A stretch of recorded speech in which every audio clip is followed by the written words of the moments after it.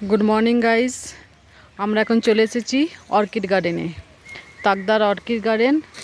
প্রায় 2 ঘন্টা ধরে আমরা পাহাড়ি পথে হেঁটে এখানে এলাম।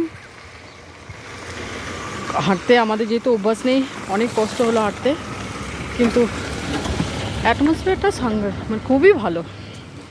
এরকম একটা শীত শীত ভাব, আমরা হেঁটে ঘেমে গেছি, তাই ঠান্ডাটা বেশ ভালো লাগছে। এই দেখুন এখানকার পরিবেশ। এখানে বোধহয় এন্ট্রি ফি আছে 50 টাকা করে। দেখি আমরা গেটের সামনে যাই।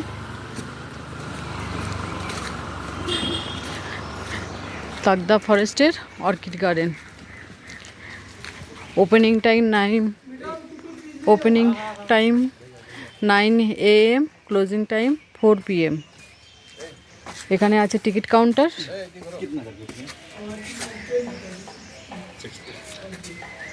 এখানে আছে টিকিট কাউন্টার।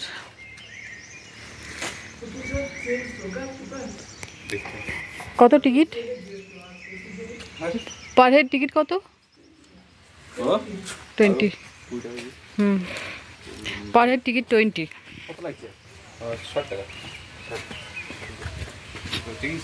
ঢুকলাম ভেতরে।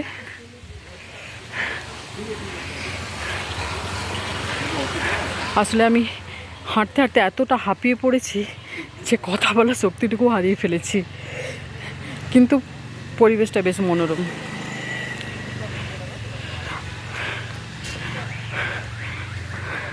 আসলে আমাদের অভ্যাস সমতল জায়গায় হাঁটা, এরকম এতটা চড়াই উতরাই, যে কারণে খুব হাঁপিয়ে গেছি। একদম খাড়া রাস্তা দিয়ে উঠে এলাম। এখন মাটি থেকে আমরা 6000 ফিট উপরে আছি। এই দেখুন অর্কিড গার্ডেনের ভিউটা দেখে নিন।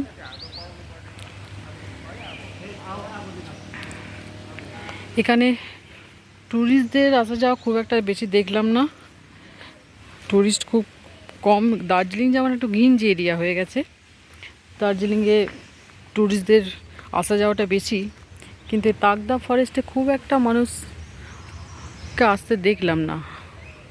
আমরা যে হোমস্টেতে আছি সেখানে একা আমরাই আছি, বা আশেপাশেও যে হাঁটতে বেরিয়েছিলাম, ঘুরতে বেরিয়েছিলাম, এখানে সেরকম কোনো ট্যুরিস্টদের দেখলাম না।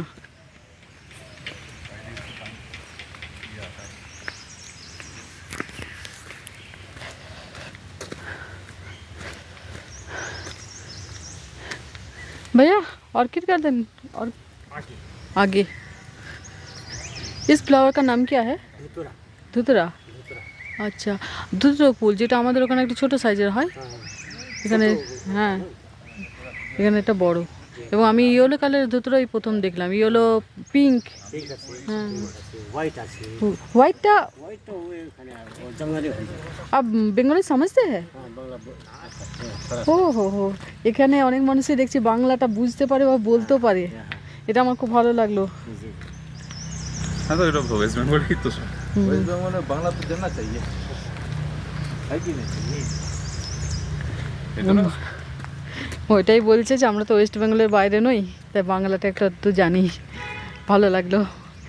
এখানে যে হোমস্টেতে আছি ওরা নেপালি, কিন্তু বাংলাটা বলছে আমাদের সাথে, বেশ বাংলায় কথা বলছে, ভালো লাগছে। এখানে সব হিন্দি তো সবাই বুঝছে, বাংলাটাও বুঝছে। এই দেখুন,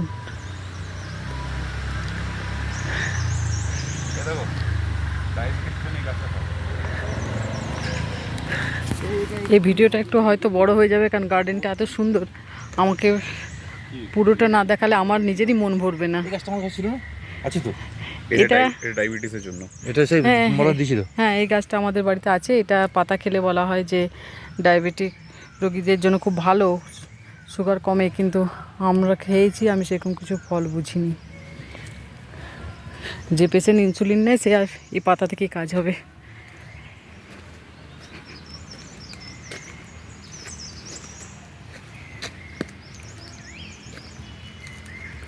এই দেখুন পাইন ফরেস্টটা দেখুন, ওয়াও!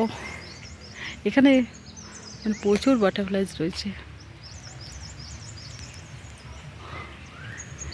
কখন যে বৃষ্টি নামবে ঠিক বলা যাচ্ছে না, যখন তখন বৃষ্টি চলে আসছে। এই এখন কটকটে রোদ ছিল, আবার এখন দেখুন মেঘ করে এসেছে, মনে হচ্ছে এক পশলা বৃষ্টি নামাবে।